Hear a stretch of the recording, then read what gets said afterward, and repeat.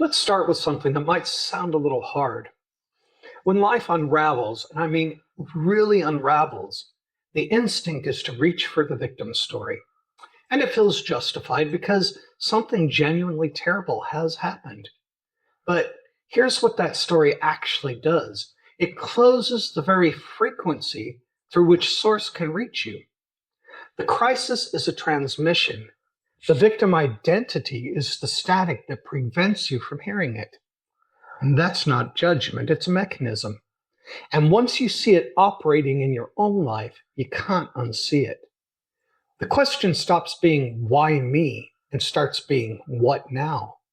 We live in a culture right now that has built an entire architecture around emotional comfort. And there is real value in that. But the shadow side is that we've started confusing protection with avoidance. When something catastrophic happens, wrapping yourself in victimhood genuinely feels like self-care. What it's actually doing is blocking the creative frequency that would allow you to respond rather than just react. The crisis isn't random misfortune. It's a precision-engineered catalyst for something your life has been needing to initiate. The first step is simply being willing to receive it as such, even while it's still painful. The most useful shift I ever made was changing the question I was asking. Not why is this happening to me, but what is this demanding of me? Those two questions produce completely different results. The first one loops back on itself and generates more suffering. The second opens a door. Because disruption is fundamentally diagnostic, it shows you exactly where your previous identity was built on foundations that were never solid. The crisis didn't create the instability, it revealed what was always there.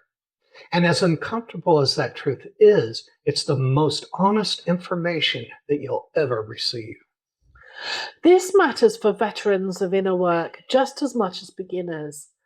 People who've done years of this work sometimes believe they're beyond a severe shakedown, and then something happens and they're blindsided, not just by the event, but by how destabilized they feel. I want to name clearly that it's not a failure. The more consciously you've been living, the more precisely source tends to target the one remaining wall you haven't looked behind. Severe disruption is a precision instrument. It goes directly to the place that still confuses external stability with actual internal groundedness. And that's the invitation. Surrender used to feel like defeat to me, like losing. But real surrender isn't about giving up. It's about releasing your grip on a timeline that's already expired. Your old plan isn't working. Your old identity isn't serving you. And holding on to both of from sheer stubbornness costs you exactly what the crisis is trying to give you. When you stop forcing a specific outcome and genuinely open to what it wants to emerge, something fundamental shifts. It's terrifying before it's liberating, but that release is the specific key that unlocks everything that comes next. Most of the people I've sat with who describe genuine inner freedom found it precisely when things were most uncertain externally. There's a profound psychological release available in stopping the fight to control the shape of your own future.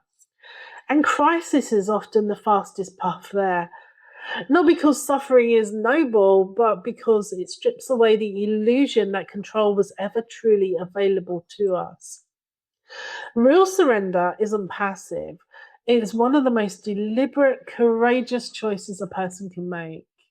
You're not giving in, you're finally stepping into a much larger and more honest conversation with life. Once I stopped fighting the experience and started actually listening to it, the crisis began to feel less like an assault and more like a conversation. I want to be clear, this isn't abstract, it's practical. Chaos carries specific information. The particular shape of what breaks down tells you something precise about what needed to change. You start asking, what does this disruption keep pointing toward? What surfaces when you get genuinely quiet? That's source in direct dialogue with you. And how you respond to that dialogue with curiosity instead of resistance determines everything that follows. For beginners especially, I want to make this as concrete as possible. You don't have to feel good about what's happening. Curiosity doesn't mean positivity, it just means you're willing to observe rather than only react.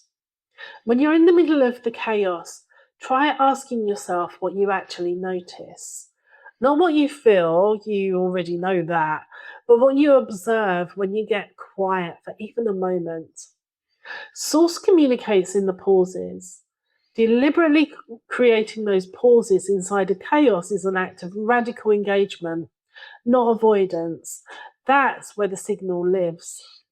At some point in navigating a severe challenge, there's a moment where you stop being defined by what happened and start making choices from the new version of yourself that the struggle forged. That doesn't happen automatically. It requires deliberate, conscious decision-making, choosing alignment with who you've become rather than default into who you were. The rebuild tends to be slower at first, smaller, but it carries a groundedness that nothing built from the old foundation ever had, because it's rooted in something that's been tested and proven true under pressure. One of the genuine gifts of surviving a severe disruption consciously is that you stop building on sand, because you know exactly what that feels like and you don't do it again. The integration phase is where every insight gets woven into your actual daily choices, not as a philosophy you carry, but as a compass you actively use. This is where conscious co-creation becomes literal. You're no longer just surviving. You're actively participating in the authorship of a life rooted in something source already confirmed through the fire. That's a profoundly different kind of foundation to build from. If I could leave you with one thing, it's this. The hardest experiences of your life are not evidence that you're lost. They're often the most direct route to understanding what your life is actually for. That reframe doesn't require you to like what you're going through or to perform gratitude you don't feel. It just gives you a context for it, one that makes the experience navigable rather than merely unbearable. You are not a passenger in this. You are a dialogue. Stay in the conversation. Whether you're completely new to this way of thinking or you've been walking this path for many years, the invitation is the same. Meet your crisis not as an enemy, but as a teacher you didn't choose and genuinely needed. You don't have to pretend it doesn't hurt. You don't have to rush the process. You just have to be willing to ask what it's asking of you and then find the courage to answer honestly. We don't get to skip disruption, and we absolutely get to choose what we become because of it. And in that choice, there's more power than most people ever discover. If something in this conversation landed, don't rush to label it. Some of the most important shifts begin quietly, in the space where you're willing to stay with a question a little longer than usual. And if you want to continue exploring ideas like this, you can stay connected here. Share this with someone who's already navigating something similar, and follow along as these conversations unfold. Until next time, think differently, dream boldly, and create consciously.